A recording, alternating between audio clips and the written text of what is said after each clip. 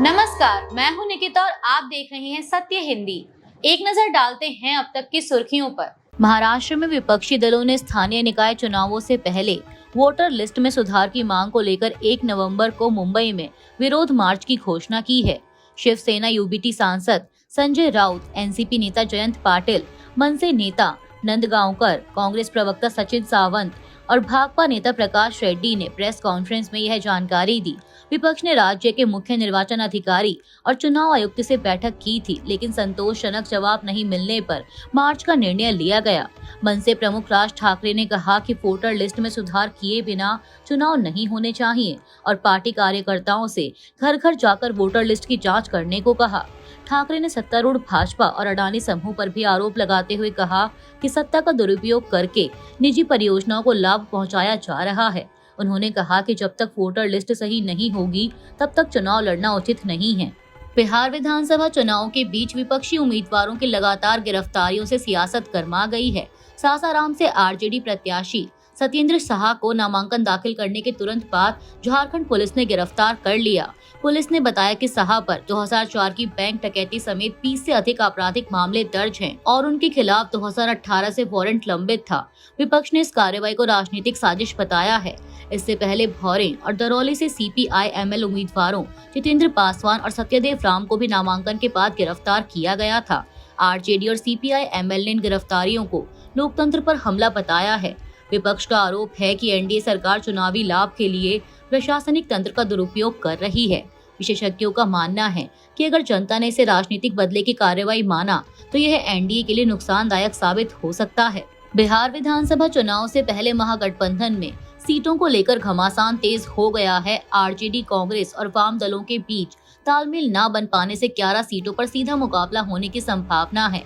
RJD की 143 उम्मीदवारों की लिस्ट जारी होने के बाद साफ हुआ कि 6 सीटों वैशाली, सिकंदरा, कहलगांव, सुल्तानगंज, नरकटियागंज और वारसलीगंज पर कांग्रेस ने भी उम्मीदवार उतारे हैं।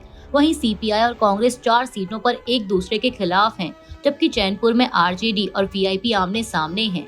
सीट बंटवारे पर अब तक सहमति नहीं बन सकी है। विश्लेषकों का मानना है कि इस टकराव से विपक्षी वोट बढ़ सकते हैं, जिसका फायदा एनडीए को मिल सकता है। चिराग पासवान ने विपक्ष पर तंज कसते हुए कहा कि महागठबंधन ने एनडीए को आसान जीत का मौका दे दिया है। अगर यह मतभेद जल्द नहीं सुलझे तो महागठबंधन की एकता और चुनावी संभावनाएं दोनों प्रभावित हो सकती हैं। जनसुराज पार्टी के संस्थापक प्रशांत किशोर ने पटना में प्रेस कॉन्फ्रेंस कर बीजेपी पर गंभीर आरोप लगाए हैं। उन्होंने दावा किया कि उनके प्रत्याशी मुटुर शाह की तस्वीर केंद्रीय गृह मंत्री अमित शाह और धर्मेंद्र प्रधान के साथ है और आरोप लगाया कि बीजेपी ने उन्हें नामांकन दाखिल करने से रोकने की साजिश रची। किशोर ने कहा कि दानापुर में लोग डरकर वोट देते हैं, आरजेडी के डर से बीजेपी को और बीजेपी के डर से आरजेडी को। इस बार व्यापारियों ने मिलकर तय किया कि बिना डर के वोट देंगे और मुटुर शाह को जनसुराज का उम्मीदवार बनाया गया। उन्होंने कहा कि मुटुर शाह सिंबल लेने के बाद निर्वाचन ऑफिस नहीं पहुंच पाए और बीजेपी ने अफवाह फैलाई कि उन्हें आरजेडी के गुंडों ने बंधक बना लिया है। प्रशांत किशोर ने सवाल उठाया कि ऐसे में चुनाव आयोग चुप क्यों है। झारखंड मुक्ति मोर्चा यानी जेएमएम ने घोषणा की है कि पार्टी इस बार बिहार विधानसभा चुनाव नहीं लड़ेगी। जेएमएम ने कांग्रेस और आरजेडी पर गठबंधन धर्म निभाने में नाकाम रहने का आरोप लगाया। पार्टी नेता सुदीप कुमार सोनू ने गिरिडीह में प्रेस कॉन्फ्रेंस कर कहा कि बिहार में महागठबंधन के सहयोगी दलों ने जेएमएम को सीट बंटवारे में शामिल नहीं किया, इसीलिए यह निर्णय लिया गया। सोनू ने याद दिलाया कि जेएमएम ने पहले चुनावों में सहयोगियों को मदद दी थी और सीटें समायोजित की थी, लेकिन इस बार उन्हें अपमान और गंभीर राजनीतिक दुर्व्यवहार का सामना करना पड़ा। उन्होंने कहा कि पार्टी बिहार में प्रचार अभियान या राजनीतिक कार्यक्रमों में हिस्सा नहीं लेगी और भविष्य में सहयोगियों के साथ संबंधों की समीक्षा करेगी।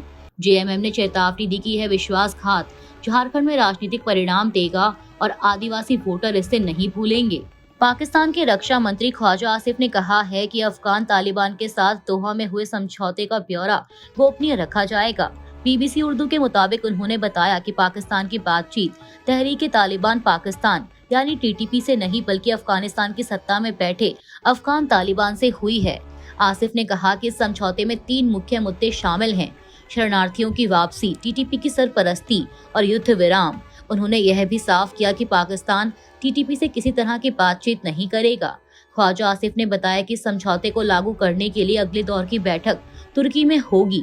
हाल ही में पाकिस्तानी सेना और अफगान तालिबान के बीच सीमा पर हुई झड़पों के बाद कतर की राजधानी दोहा में तुर्की और कतर की मध्यस्थता से यह सहमति बनी थी। कांग्रेस नेता जयराम रमेश ने केंद्र सरकार से सवाल किया है कि अमेरिकी राष्ट्रपति डोनाल्ड ट्रंप बार बार यह क्यों कह रहे हैं कि उन्होंने प्रधानमंत्री मोदी से रूसी तेल खरीदने पर बात की है। रमेश ने बताया कि ट्रंप पिछले 5 दिनों में यह दावा 3 बार कर चुके हैं और जैसे जैसे वे रूस के राष्ट्रपति पुतिन से बुडापेस्ट में मिलने वाले हैं, यह संख्या और बढ़ सकती है। ट्रंप ने सोमवार को कहा था कि अगर भारत रूसी तेल खरीदना जारी रखेगा तो उस पर भारी टैरिफ लगाया जाएगा। उन्होंने दावा किया कि मोदी ने उनसे वार्ता में तेल खरीद बंद करने का वादा किया। हालांकि भारत के विदेश मंत्रालय ने साफ किया कि 15 अक्टूबर को मोदी और ट्रंप के बीच कोई हालिया कॉल नहीं हुई। मंत्रालय ने बताया कि दोनों नेताओं की आखिरी बातचीत 9 अक्टूबर को हुई थी और भारत की ऊर्जा नीति पूरी तरह से राष्ट्रीय हित और नागरिकों की सुरक्षा पर आधारित है। अमेरिका में भारतीय प्रोफेशनल्स और छात्रों के लिए बड़ी राहत की खबर आई है। ट्रंप प्रशासन ने साफ किया है कि हाल ही में लागू की गई $1 लाख यानी करीब 90 लाख रुपए की नई H-1B वीजा फीस मौजूदा वीजा धारकों या अंतर्राष्ट्रीय छात्रों पर लागू नहीं होगी। US citizenship and immigration services ने बताया कि यह फीस केवल नए आवेदनों पर लागू होगी, जबकि पहले से वैध H-1B, F-1 और L-1 वीजा धारक इससे मुक्त रहेंगे। अमेरिका में करीब 3 लाख भारतीय H-1B वीजा पर काम कर रहे हैं, जो IT और सर्विस इंडस्ट्री की रीढ़ है। यह फैसला भारतीय श्रमिकों और कंपनियों के लिए एक बड़ी राहत माना जा रहा है। पहले ट्रंप प्रशासन की 90 लाख रुपए वार्षिक फीस की घोषणा से भारी चिंता थी। विशेषज्ञों ने चेताया था कि इतनी फीस से कई कंपनियां प्रभावित होंगी। अब नई स्पष्टता से भारतीयों की बड़ी मुश्किल दूर हो गई है। हरियाणा के नए डीजीपी ओपी सिंह ने IPS वाई पूरन कुमार और ASI संदीप लाठर की मौत के बाद पुलिस के मनोबल पर उठे सवालों का जवाब दिया है। मीडिया से बात करते हुए उन्होंने कहा कि 2 दुनियाएं हैं, एक सोशल मीडिया की और एक असली दुनिया में कोई दिक्कत नहीं है। डीजीपी ने कहा कि सोशल मीडिया पर फैल रही बातें वास्तविक स्थिति को नहीं दर्शाती और पुलिस का मनोबल बिल्कुल नहीं टूटा है। उन्होंने कहा कि हम पुलिस बल हैं, हमारी लड़ाई चलती रहती है, हमारे पास मनोबल तोड़ने का विकल्प ही नहीं है।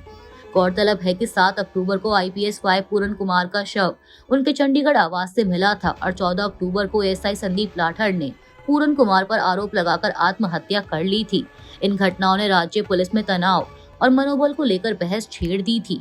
हरियाणा पुलिस ने पंजाब के पूर्व DGP मोहम्मद मुस्तफा और उनकी पत्नी व पूर्व मंत्री रजिया सुल्ताना के खिलाफ उनके 35 वर्षीय बेटे अकील अख्तर की हत्या का मामला दर्ज किया है।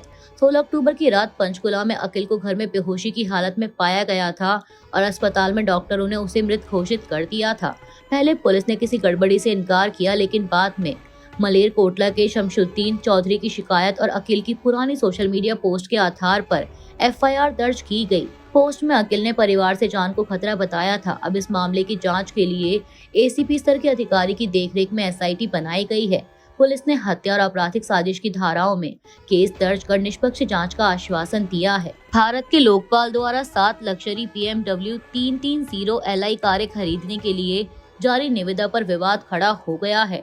16 अक्टूबर को जारी इस नोटिस में कहा गया कि 7 BMW 3 सीरीज LI गाड़ियों की आपूर्ति के लिए एजेंसियों से निविदाएं आमंत्रित की गई हैं। बोली जमा करने की आखिरी तारीख 6 नवंबर रखी गई है, जबकि मूल्यांकन 7 नवंबर से शुरू होगा। हर कार की कीमत करीब 60 लाख रुपए से अधिक बताई जा रही है।